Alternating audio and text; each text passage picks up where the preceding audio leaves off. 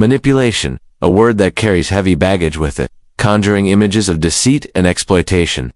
Yet what if we told you there was a way to guide the actions of even the most entrenched personality, all through an understanding of their inner workings? Welcome to this exploration of the uncharted territories of the narcissist's mind, where we uncover the subtle levers that can influence their decisions. By the end of this video, you will learn how to leverage the very core of their being, their ego, to make it work for you. Remember, this is not about brute force or trickery, it's about strategic navigation. So buckle up and get ready to decode the intricate mechanisms of the narcissist's ego. The fragile king. Behind the mask of their grandiosity lies a heart of fragile insecurity. If there is one vulnerability that can bring a narcissist to their knees, it is a direct assault on their self-image. They live in a self-created bubble of importance, a bubble that bursts at the slightest puncture. When you step in, it's crucial to tread lightly. You can't just poke holes randomly and hope for the best. You have to know where the weak spots are, where a well-placed compliment can make them dance like a puppet. This is not about being fake or insincere. It's about speaking their language, but on your own terms. Let's delve deeper into this intriguing paradox. What exactly makes the narcissist so sensitive to certain types of compliments? And how can you use this knowledge to influence them? First, let's address the elephant in the room. Narcissists are notoriously difficult to please. Their expectations are sky high, and their capacity for gratitude is zero. So why would they be susceptible to compliments? The answer lies in the narcissistic fantasy world. Narcissists crave admiration because it feeds their inflated sense of self-importance. It's like pouring gasoline on a fire, making the flames burn brighter. However, this admiration has to be served on a silver platter and seasoned with a pinch of intrigue.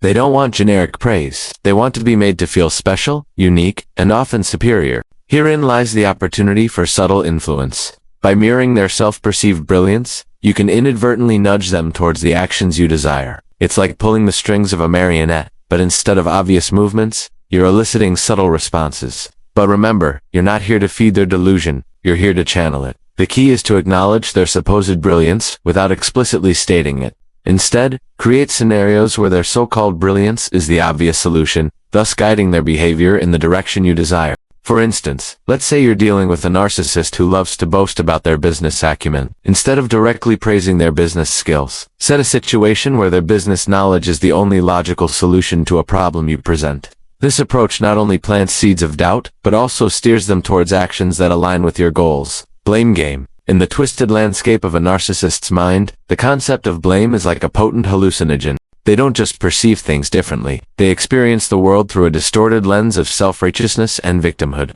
Even a casual disagreement can send them into a tailspin of accusations and counter-accusations. It's a frustrating experience, akin to trying to reason with a wall. So how can you outmaneuver them in this blame game? The answer lies in a tactic known as deflection. Rather than getting lost in the labyrinth of their blame, you need to steer the conversation in a different direction. It's like changing the course of a river, not by brute force, but by finding the tributaries that lead to calmer waters. Let's break down this strategy. A narcissist thrives on the spotlight, both for its adulation and the power it bestows.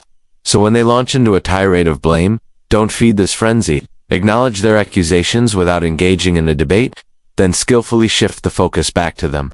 For example, when faced with accusations that lack merit, respond with phrases like, "That must have been frustrating for you." This unexpected empathy can disarm them momentarily, allowing you to gently guide the conversation back to their perceived needs. This technique is like pouring cold water on a fire. It doesn't extinguish the flames immediately, but it slows the intensity, giving you a moment to redirect the energy. Mastering this art of redirection allows you to navigate the treacherous waters of their accusations without losing your footing. It's not about proving them wrong or feeding their ego. It's about steering the conversation to a place where you maintain control and protect your peace. Boundaries. The narcissist lives in a world devoid of boundaries, where rules are meant to be broken and consequences are for the weak. To them, setting boundaries is akin to suggesting they are less than others. And yet boundaries are essential for healthy relationships and personal well-being. So how does one set boundaries with such a tumultuous personality? Remember, they despise anything that smacks of weakness or submission. So the key is to frame your need for boundaries in a way that aligns with their skewed perception of themselves. For instance, appeal to their desire to maintain a positive public image. Frame your boundary as something that will help them look good rather than as a restriction to their freedom.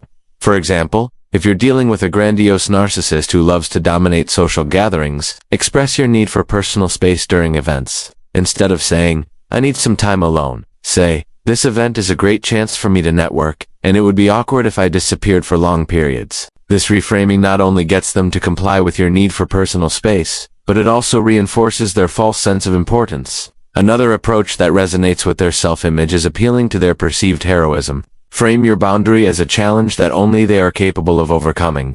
For example, if you're facing gaslighting and manipulation, reframe it as a test of their ability to be empathetic and understanding. Say something like, "This situation would be a great opportunity for you to show everyone how caring you are." This reframing turns your boundary into a chance for them to showcase their supposed heroism. Narcissists operate on a razor-thin line between grandeur and shame. Appeal to their need for greatness, and you can mold their behavior to your advantage. Remember, it's not about being disingenuous. It's about speaking their language and leveraging their self-image to achieve your goals.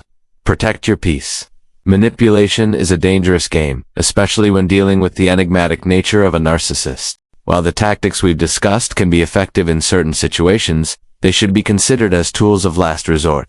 Engaging with a narcissist in any form of manipulation is like treading on a razor-thin ice sheet. One wrong move, and you could find yourself submerged in a quagmire of emotional turmoil. The most potent weapon in your arsenal is emotional detachment. By not feeding into their need for drama, you starve the narcissist of the oxygen they crave. But how do you stay detached without completely withdrawing from the relationship? The secret lies in maintaining a calm and neutral demeanor. When faced with their manipulations, respond in a matter-of-fact tone, almost robotic in its impersonality. This approach not only deprives them of the emotional response they seek, but also challenges their manipulative tactics, confusing them and potentially dismantling their carefully crafted facade. However, even with the best strategies in place, there may come a time when disengagement is the only viable option. When dealing with chronic manipulation, knowing when to exit the relationship is crucial. It's like cutting off a cancerous tumor before it spreads and rots the entire body.